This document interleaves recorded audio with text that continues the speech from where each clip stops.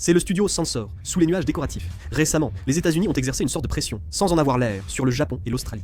On dit qu'ils ont demandé ce que feraient le Japon et l'Australie si une guerre éclatait dans le détroit de Taïwan, et qu'un conflit survenait entre les États-Unis et la Chine.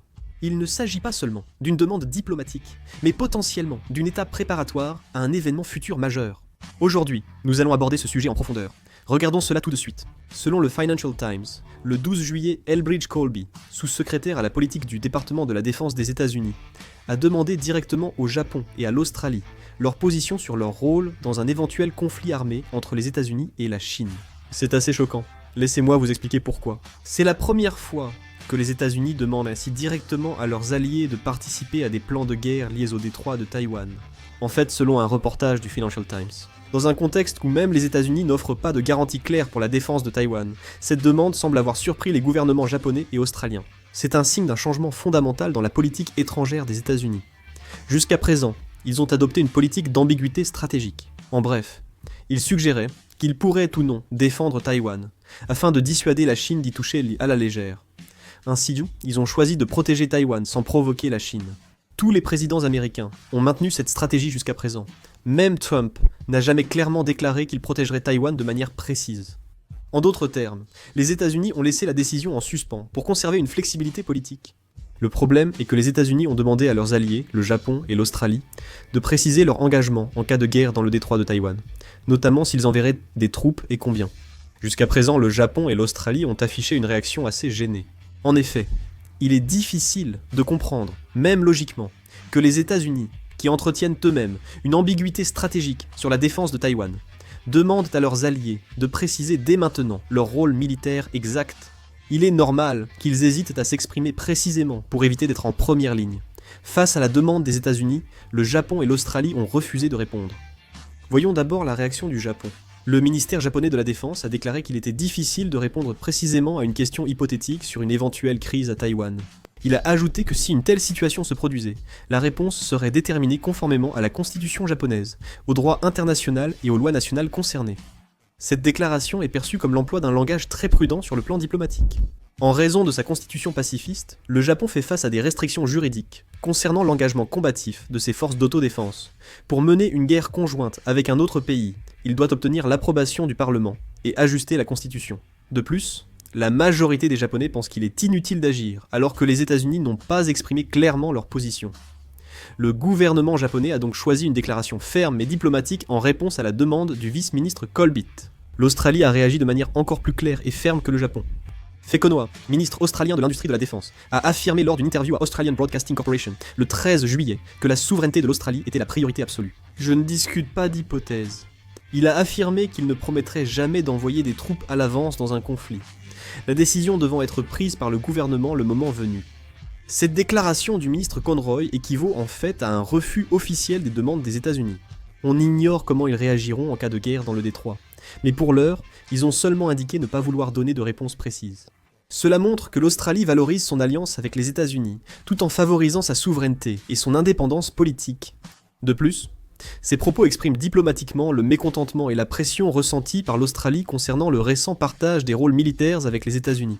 L'Australie reste préoccupée par l'influence grandissante de la Chine dans le Pacifique Sud. Cependant, participer de manière préventive à une guerre entre les deux rives reste une option difficile à accepter même en interne. En d'autres termes, le Japon a adopté une position de principe, en insistant sur une décision légale et en mettant l'accent sur une proposition juridique. L'Australie a exprimé directement son refus catégorique de toute promesse d'intervention circonstancielle. Colby Shagan a fait une déclaration inhabituelle. Deux possibilités semblent expliquer son choix. Soit une guerre dans le détroit de Taïwan est vraiment imminente, et ils ont demandé concrètement à l'Australie et au Japon ce qu'ils allaient vendre ou faire. Soit ils ont fait cette demande en vue de la publication de la stratégie de défense 2025 à la fin du mois d'août. Il semble donc qu'il y ait ces deux possibilités. L'armée chinoise a rendu la ligne médiane du détroit de Taïwan presque inutile en envoyant des avions de combat la traverser environ 120 fois par mois. La Chine intensifie aussi rapidement la force de son armée de terre. L'armée populaire de libération de Chine met aussi en place des unités spécialisées pour réagir vite aux menaces de drones extérieurs. L'armée chinoise semble prête à envahir Taïwan à tout moment, ce qui suscite de vives inquiétudes. Dans un tel contexte, les déclarations de Colby ont conduit certains à s'interroger sur l'imminence d'une guerre. Elbridge Colby, sous-secrétaire à la politique du département de la Défense, est une figure clé de l'équipe diplomatique et de sécurité du président Donald Trump. Il joue un rôle majeur dans l'élaboration et la mise en œuvre de l'agenda de défense Make America Great Again. Il est celui qui dirige de manière proactive l'agenda de défense America First de l'administration Trump.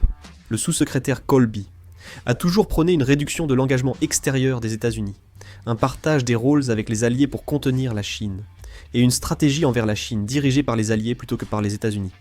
La demande faite au Japon et à l'Australie sur leur rôle lors d'une crise à Taïwan s'inscrit dans ce contexte. Cependant, les États-Unis n'ont pas donné de réponse claire sur la défense de Taïwan.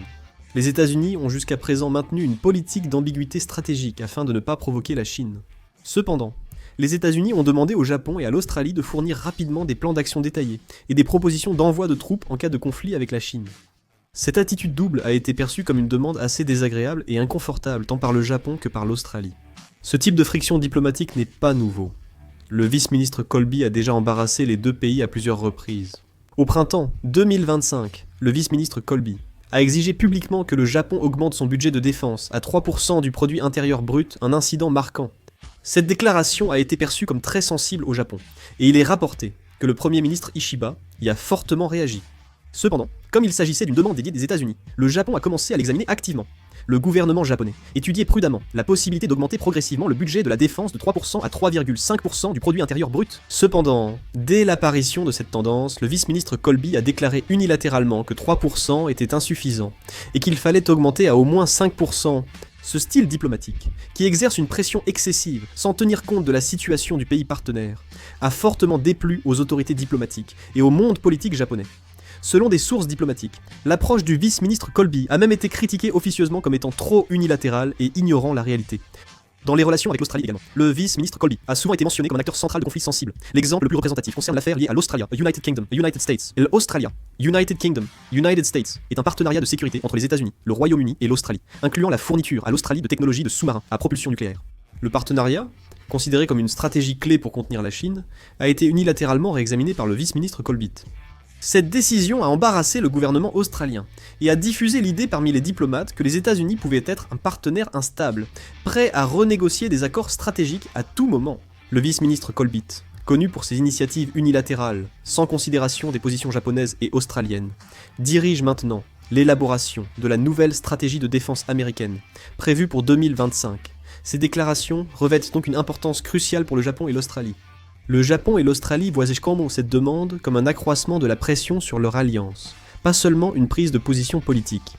Selon certains, les déclarations du vice-ministre Colby ne signifient pas qu'une guerre dans le détroit de Taïwan est imminente, mais sont plutôt liées à la stratégie de défense de 2025. La stratégie de défense 2025 doit être annoncée à la fin du mois d'août sous la direction du vice-ministre Colby. Le contenu exact est encore inconnu, mais les experts s'attendent à ce que la stratégie de défense 2025 suive la doctrine du vice-ministre Colby. La plupart des analyses suggèrent que la stratégie américaine se concentrera sur la prévention d'une invasion chinoise de Taïwan et la défense du territoire américain, laissant aux alliés la dissuasion des menaces de la Corée du Nord ou de la Chine.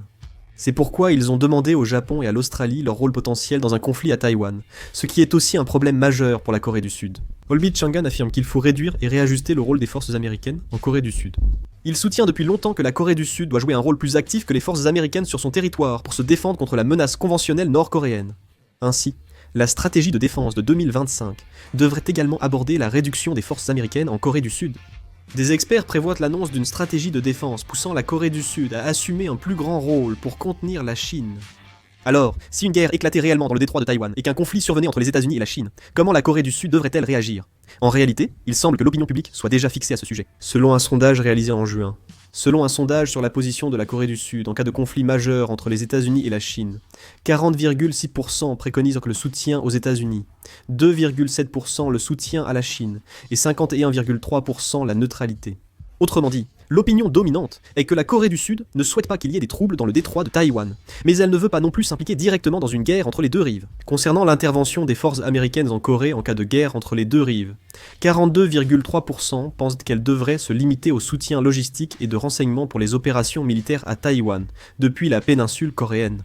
29,5% pensent que les forces américaines en Corée devraient se concentrer sur la dissuasion des provocations nord-coréennes et la défense de la Corée du Sud. La majorité ne veut pas que les forces américaines quittent la péninsule coréenne. Et sur la question de la réaction de la Corée en cas de guerre entre les deux rives, 49,3% sont favorables à une aide humanitaire, tandis que 15,8% préfèrent la neutralité et la non-intervention, en deuxième position. De plus, 13% ont suggéré de retarder l'approvisionnement en armes, 6,8% étaient pour l'envoi de troupes non combattantes, et 6,1% pour des troupes combattantes. Les actions des États-Unis sont souvent révélatrices. Selon vous, en cas de guerre entre les deux rives du détroit, quelle devrait être la réaction de la Corée? Laissez vos réponses en commentaire. Fin de la vidéo, merci.